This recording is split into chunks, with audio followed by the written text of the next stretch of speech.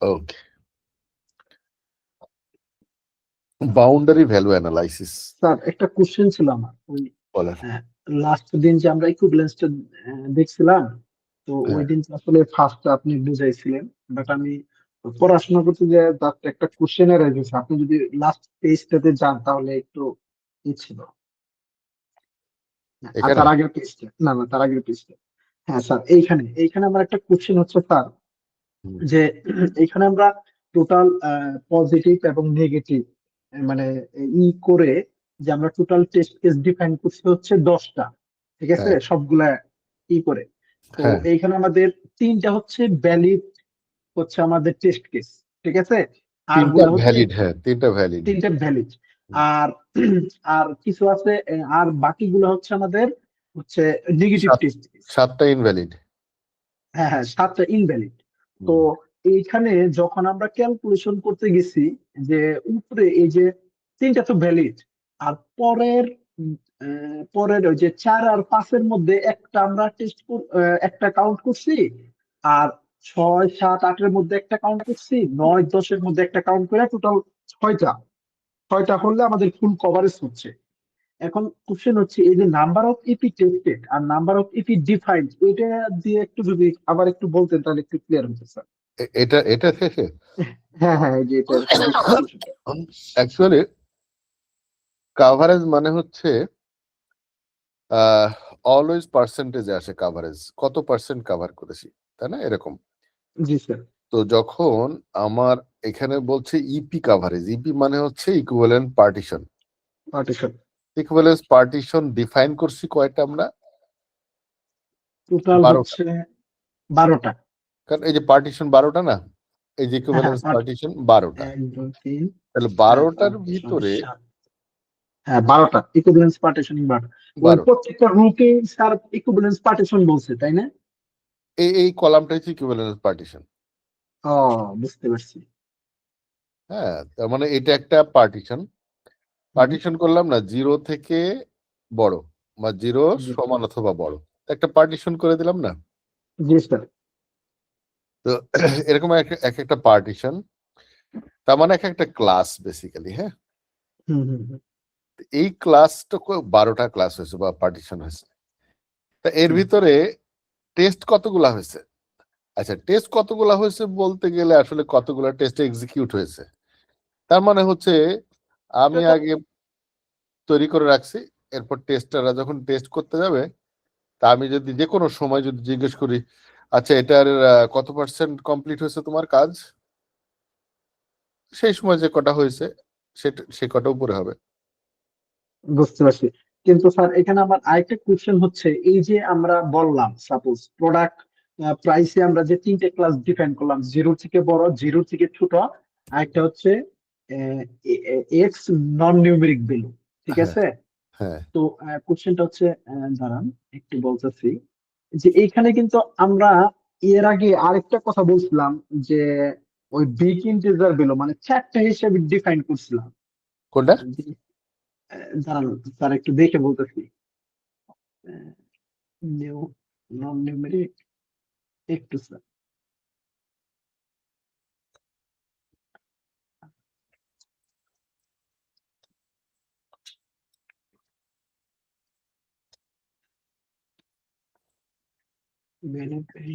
ও sir, একটা হচ্ছে এইখানে যে আমরা এই যে 3টে ডিফাইন করলাম স্যার, যে হুম, জিরো থেকে বড়, জিরো থেকে ছোট, আরেকটা হলো নন নিউমেরিক, ঠিক আছে।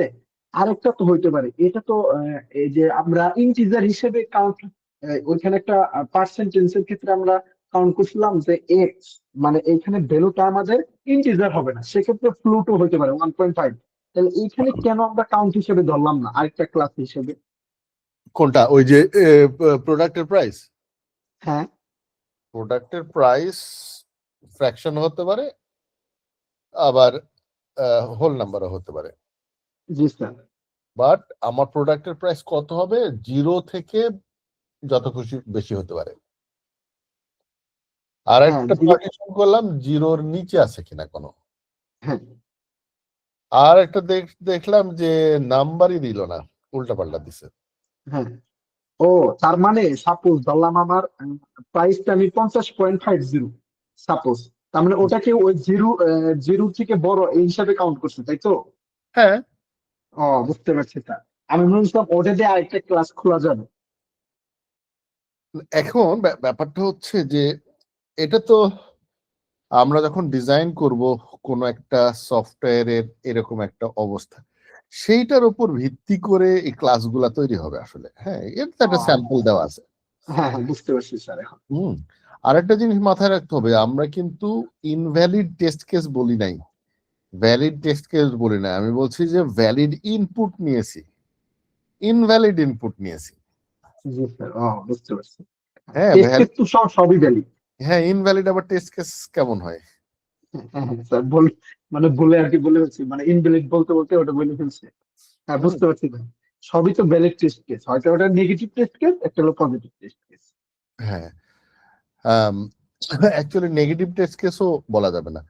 বিষয়টা হচ্ছে যে আমরা যে সমস্ত ইনপুট গুলা, বেশি ইনপুটেরই হচ্ছে, আমরা ইনপুট আউটপুট বলি না, ব্ল্যাক বক্স জি টেস্ট। স্যার। এখন কি কি ইনপুট দিয়ে আমি টেস্ট করব, কত রকমের ইনপুট দিয়ে টেস্ট করব, এইটাই হচ্ছে টেস্ট কেস ডিজাইন, যে আমি কি কি ইনপুট দেব।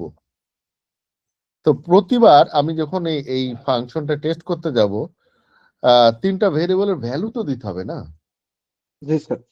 এই তিনটা ভেরিয়েবলের ভ্যালু ইনপুট হিসাবে যখন আসবে, আমরা বিভিন্ন ভ্যালু দিয়ে যখন টেস্ট করব, তখন আমরা দেখব যে কিছু ভ্যালু তো ভ্যালিড থাকবে, কিছু ভ্যালু তো ইনভ্যালিডও থাকবে। জি হ্যাঁ, স্যার। এখন বলতে পারেন যে ইনভ্যালিড দিয়ে কেন থাকবে, ইনভ্যালিড কেন হবে ভ্যালু? অবশ্যই ইনভ্যালিড হবে এই জন্য যে মানুষ যখন ইনপুট দেবে তখন ইচ্ছা করে হোক বা ভুল করে হোক ভ্যালিড ইনপুট না দিয়ে অন্য উল্টা পাল্টা ভ্যালু দিতে পারে। জি স্যার। তো আমার সফটওয়্যারটা উল্টা পাল্টা কোনো কিছু দিলে সে কি আসলে টেক কেয়ার করতে পারে নিজের, না স্যার, তখন একটা আমাদের ওই যে নাকি ভ্যালিডেশন। ক্র্যাশ করে ফেলে? হ্যাঁ হ্যাঁ, তাই না? মাঝে মাঝে ক্র্যাশ করে ফেলে। হ্যাঁ, তো তার মানে কি, ক্র্যাশ করা মানে হচ্ছে তারা ইনভ্যালিড ইনপুটকে হ্যান্ডেল করে নাই। জি স্যার। তো এটা আমাকে টেস্ট করতে হবে, এই জন্য হচ্ছে টেস্ট কেস যখন আমরা তৈরি করব তখন ইনপুট ভ্যালুর ক্লাসিফিকেশন করে, ইনপুট ভেরিয়েবলের ক্লাসিফিকেশন মানে হচ্ছে এই ভেরিয়েবলটার ভ্যালুর ক্লাসিফিকেশন। হুম, জি বোঝা স্যার, গেছে? বুঝতে পারছি। জি স্যার, বুঝতে পারছি। এখন এখানে স্যাম্পল আকারে যে কটা ক্লাস বা পার্টিশন দেওয়া আছে সেটা দেওয়া আছে, আপনি যদি মনে হয় আর একটু অন্য আর একটা ক্লাস তৈরি করা সম্ভব, করবেন, অসুবিধা কি? জি স্যার, বুঝতে পারছি এখন। হুম, আচ্ছা।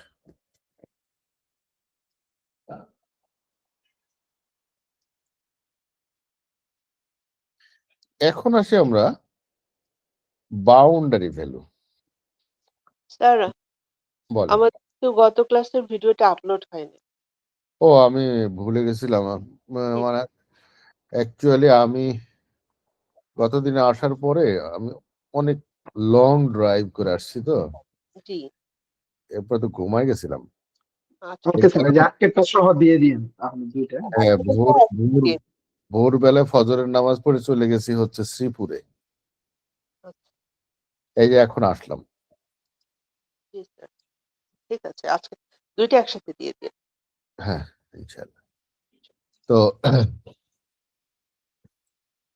আম, কি বলে ওই যে বাউন্ডারি ভ্যালু অ্যানালাইসিস হচ্ছে, বাউন্ডারি মানে হচ্ছে কিনারা না, একটা কর্নার এরিয়াস গুলো, কর্নার হতো না, মানে হচ্ছে সারফেসের জায়গাটাকে বাউন্ডারি জি বলা স্যার, হয়। ওই যে আমরা যে বাসা বাড়ি বানাই তারপর একটা বাউন্ডারি দিই, বাউন্ডারি। এটা বাউন্ডারি দিই। তো বাউন্ডারি ভ্যালুটা অনেক বেশি ইম্পর্টেন্ট টেস্ট কেসের ডিজাইনের ক্ষেত্রে। আমরা ইকুইভ্যালেন্স পার্টিশনটা করলাম হচ্ছে যে ভ্যালুটা পার্টিশনের ভিতরে বা ক্লাসের ভিতরে যে কোনো ভ্যালু ইচ্ছা মতো নিয়েছি আমি, তাই না? জি স্যার। ওখানে কিন্তু কোনো কনসিডারেশনের মধ্যে নিয়ে আসি নাই যে এর ভ্যালুটা এই যে কি বলে এখানে এখানে বলছে যে গ্রেটার দেন কি বলে কই গেল এই যে এটা এখানে বলছে 0 থেকে 100 10% কেন নিলাম, কেন 20 নিলাম না, কেন 0 নিলাম না, কেন দুইটা 100? একই রেজাল্ট আসবে। 10 থেকে 100 পর্যন্ত একই রেজাল্ট হবে। আম, অনেক সময় ভুল কনস্ট্রাকশন হলে উল্টাপাল্টা দিতে পারে। আচ্ছা। হ্যাঁ, তো এই ভ্যালুগুলা যে রিপ্রেজেন্টেটিভ আমরা সিলেক্ট করেছি এখানে, এটা কেন করলাম, কিসের উপর ভিত্তি করে? আমরা ইকুইভ্যালেন্স পার্টিশন বা ক্লাস যখন আমরা করি তখন যে কোনো একটা স্যাম্পল আমি ওই ক্লাসের মধ্যে পড়লেই হলো নিয়ে নিছি। ইকুইভ্যালেন্স পার্টিশন এটা দিয়ে চলে যাচ্ছে, কিন্তু বাউন্ডারি ভ্যালু অ্যানালাইসিস বলছে যে সাধারণত দেখা যায় যে সমস্ত ভ্যালুগুলা বাউন্ডারিতে থাকে বা কাছাকাছি থাকে, বাউন্ডারির নেবারিং ভ্যালু থাকে, সেইগুলাতে ভুলের সম্ভাবনা বাড়ে। যেমন ধরেন আপনি একটা বিল্ডিং এর ছাদের কিনারায় দিয়ে হাঁটতে গেলে ভয় লাগে না? জি স্যার।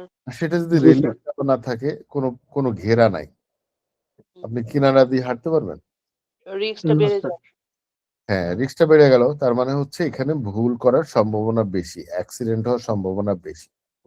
আপনার ক্রিকেট খেলার সময় দেখবেন যে একজন ব্যাটসম্যান যখন একটা বল হিট করছে এবং সেটা যদি গিয়ে বাউন্ডারি লাইনে পড়ে, এটা 6 না 4 এইটা সন্দেহের মধ্যে পড়ে যায়, আম্পায়ার দূর থেকে বুঝতে পারে না। জি। তখন হচ্ছে সে থার্ড আম্পায়ার দিয়ে দেখতে চায়, তাই না? বারবার সে জি স্যার। করে করে দেখে যে আসলেই, কিন্তু যদি একেবারে ওই গ্যালারিতে গিয়ে পড়ে তাহলে কি দেখে? না দরকার নেই। ওটা তো বুঝাই যাচ্ছে যে 6 তাই না? বাউন্ডারি করে ফেলেছে। আবার যদি মাঠের মাঝখানে পড়ে তাও কি দেখে? দেখে না। জি। তাহলে বাউন্ডারিতে মানুষের সন্দেহ যেমন বেশি, রিস্কও তেমন বেশি, হ্যাঁ, ভুল হওয়ার সম্ভাবনা বেশি। তো প্রোগ্রামাররা যখন কোনো কোড করে তখন যদি এমন হতো যে এখানে ইসি 2 1 বলছে x greater than equal to 0, x greater than equal two যখন 0 বলছি আমি, তখন এক্স এর ভ্যালু 0 হলেও ট্রু হয়, তাই না? জি স্যার। জি স্যার। এক্স এর ভ্যালু 0 হলে ট্রু হয়, কিন্তু প্রোগ্রামাররা ভুল করে যদি ইকুয়ালটা না দিত, তাহলে আরকি 0 হতে পারে না। মানে তাহলে 0 থেকে বড় হতে হবে আরকি। জিরোটা ফলস হয়ে যেত না? জি। তাহলে ট্রু হতো না, ফলস হয়ে যেত। তাহলে শুধুমাত্র প্রোগ্রামারদের একটু ভুলের কারণে জিরোটা একদম অপোজিট মিনিং নিয়ে আসে, একেবারে অপোজিট, ট্রু অ্যান্ড ফলস, মাঝামাঝি কিছু নাই। তাহলে আমি এইটার ভ্যালু যদি 0 দিয়ে টেস্ট করতাম তাহলে আরেকটু ভালোভাবে টেস্ট হতো না? জি স্যার। সিমিলারলি যদি আমি 100 দিয়ে টেস্ট করতাম, যেখানে x less than equal to 100, তাই না? X less than equal to 100, এখানে যদি ইকুয়ালটা ভুল করতো তাহলে 99 কিন্তু ট্রু হতো, বাট 99 100 ফলস হয়ে যেত, জি। তাই তো? জি স্যার। তো 99 যেমন ট্রু হতো, 98ও ট্রু হতো, তাই না? আবার এদিকে 1 ট্রু হতো, 2 ট্রু হতো, মানে এর ভিতরে যত আছে নাম্বার সবগুলাই ট্রু হতো। তাহলে সন্দেহের মধ্যে পড়ছে কে? সন্দেহের 0 মধ্যে আর 100 0 এন্ড 100, তাই না? এই দুটা তার মানে কি আমি এই ভ্যালিড টেস্ট কেস যখন আমি তৈরি করব তখন রিপ্রেজেন্টেটিভ কোনটা নেওয়া উচিত? বেস্ট হলো টেস্ট টেস্ট করার সময় 0 এবং 100 নেওয়া উচিত, তাই তো? জি। জি স্যার। ওই 10 20 নেওয়ার দরকার আছে এত? না। তো এখান থেকে আসছে বেসিক্যালি বাউন্ডারি ভ্যালু অ্যানালাইসিস। কিরকম? বাউন্ডারি ভ্যালু অ্যানালাইসিস একটা technique based on exercising the boundaries of equivalence partition. তার মানে ইকুইভ্যালেন্স পার্টিশনের বাউন্ডারিতে যে রিপ্রেজেন্টেটিভ নেওয়া হবে সেইগুলা নিয়ে আসলে এক্সারসাইজ করবো আমরা। Boundary value analysis can only be used for ordered partition. Ordered মানে হচ্ছে নিউমেরিক্যাল ভ্যালু হতে হবে, তাই না? অর্ডার্ড, এখানে সিঙ্গেল ভ্যালুড হলে হবে না, মানে এটা রেঞ্জ অফ ভ্যালুজ এর মধ্যে হবে অর্ডার্ড পার্টিশন। আচ্ছা, the minimum and maximum values of partitions are boundary values. So 0 হচ্ছে minimum, 100 হচ্ছে maximum. If two elements belong to the same partition, যদি দুইটা এলিমেন্ট যদি একটা পার্টিশনে থাকে, all elements between them must কি বলছো must also belong to that partition. তার মানে হচ্ছে যে বাউন্ডারিতে যে ভ্যালুটা থাকে তার মাঝখানে ইন বিটুইন যত নাম্বার আছে সবই হচ্ছে এই ক্লাসের মধ্যে পড়ে। BVA focus on boundary values of the partition because developers are more likely to make errors with these boundary values. এই জায়গাটা, এই লাইনটাই হচ্ছে লক্ষ্য উদ্দেশ্য, যে আমাদের সাধারণত মানুষ ভুল করে ফেলে বাউন্ডারিতে কোনো কিছু যদি আমি কাজ করতে যাই। যেমন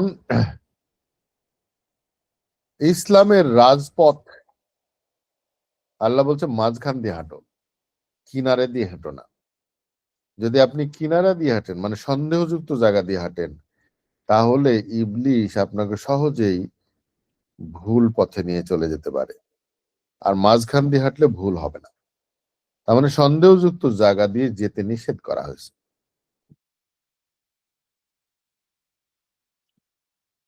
Typical defects found by BVA are located where implemented boundaries are misplaced to positions above or below their intended positions or are omitted altogether. এখানে বলতেছে যে সাধারণত যে ডিফেক্ট গুলা পাওয়া যায় সেটা হচ্ছে বাউন্ডারির জায়গাগুলাতেই আসলে ডিফেক্ট পাওয়া যায়। এর আগে পরে মানে নেবারিং এর জায়গায় আসলে এই ভুলের পজিশন গুলো আসলে পাওয়া যায় এখানে। This syllabus covers two versions of BVA, একটা হচ্ছে 2 value আর একটা 3 value. They are differ in terms of coverage items per boundary need to be exercised to achieve 100% coverage. আচ্ছা, এই লাইনটা পরে বুঝবেন, আমরা এর পরে যাই। 2 পয়েন্ট বাউন্ডারি ভ্যালু কে বলা হয়, আমি এই থিওরিটিক্যাল ব্যাপারটা পরে আসি, আমরা এখানে আসি।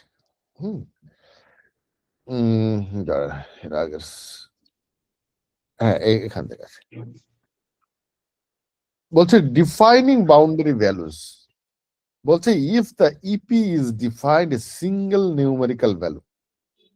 সিঙ্গেল নিউমেরিক্যাল ভ্যালু মানে হচ্ছে কোনো একটা, যেমন ওই যে শপিং কি বলে শিপিং কস্ট, না শিপিং কস্ট ছিল হচ্ছে সিঙ্গেল ভ্যালু 19, 29 ও 49 এরকম ছিল না? যেমন এখানে বলা আছে x is equal to 5, তাহলে এর নেবারিং ভ্যালু কি হবে? যেটা কাছাকাছি থাকবে, তখন 5 যদি হয় তাহলে 4, 5 আর ওইদিকে 6। হ্যাঁ, তাহলে আমরা যখন বলবো বাউন্ডারি ভ্যালুজ মানে হচ্ছে ওর বাউন্ডারির দুই পাশের ভ্যালুজ সহ, ওটা বাউন্ডারি সহ। তার মানে বাউন্ডারি বলতে যে জায়গাটা বাউন্ডারি বলা হয় সেটা হচ্ছে যেখানে অ্যাকচুয়ালি ইকুয়াল থাকে। যেমন x ইকুয়াল টু 5, তার মানে 5 হচ্ছে বাউন্ডারি ভ্যালু। আমি যদি বলতাম যে x গ্রেটার দেন 5, তাহলে বাউন্ডারি ভ্যালু কত হতো?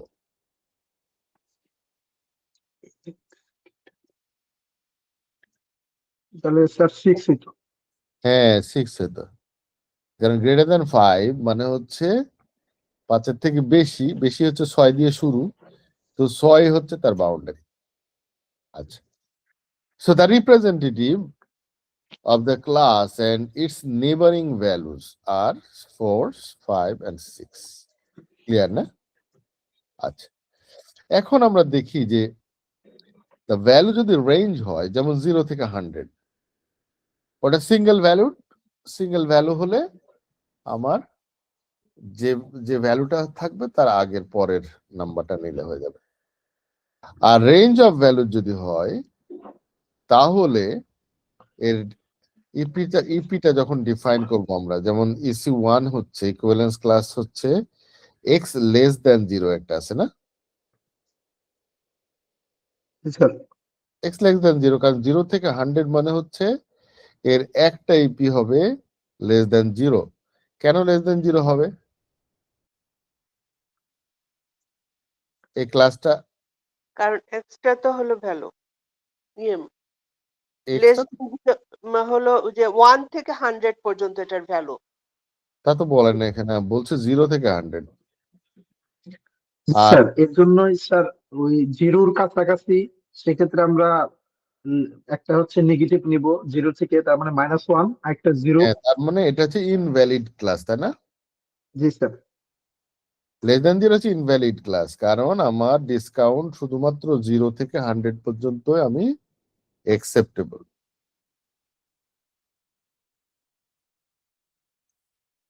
কথা বুঝছেন? জি স্যার। সো আমার ক্লাস তো আমাকে নিতে হবে, শুধুমাত্র ভ্যালিড নিলে হবে না। ইনভ্যালিড ক্লাস যখন আমরা নেব, দুই পাশে একটা লেস দ্যান 0 আর একটা হচ্ছে গ্রেটার দ্যান 100, তাই না? দোজ আর ইনভ্যালিড, বাট 0 থেকে 100 এটা হচ্ছে শুধুমাত্র ভ্যালিড। এখন বলছে যে নেবারিং ভ্যালু যদি আমি বলি, বাউন্ডারি কয়টা আমার এই 0 থেকে 100 এর বাউন্ডারি কয়টা? বাউন্ডারি তো সাপোজ আমরা যদি এখন 0 থেকে এই বলি, এখানে টোটাল বাউন্ডারি হবে স্যার, 0 এর জন্য বাউন্ডারি হচ্ছে 2টা আর 100 এর জন্য 2টা। না, সেটা তো বাউন্ডারির নেবারিং ভ্যালু সেগুলা।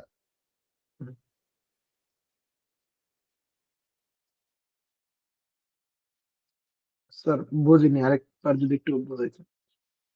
এই 0টা হচ্ছে বেসিক্যালি বাউন্ডারি, আর জি স্যার। -1 and +1 এটা হচ্ছে নেবার মানে প্রতিবেশী, হ্যাঁ প্রতিবেশী স্যার। তাই না? জি স্যার প্রতিবেশী। ঠিক সেরকম 100 হচ্ছে আমার বাউন্ডারি, আর 99 and 101 এরা হচ্ছে নেবার। নেইবার। নেবার, হ্যাঁ, তারা হচ্ছে প্রতিবেশী। সাধারণত দেখবেন যে মানুষে বিষয় সম্পত্তি নিয়ে যে গন্ডগোলের সৃষ্টি হয়, বেশিরভাগই দেখবেন যে জমির আইল দিয়ে সমস্যা।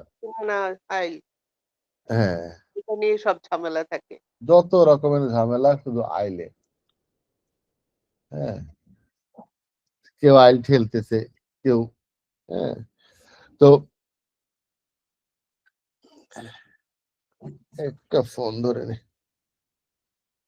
সালাম আলাইকুম, কি বলছে?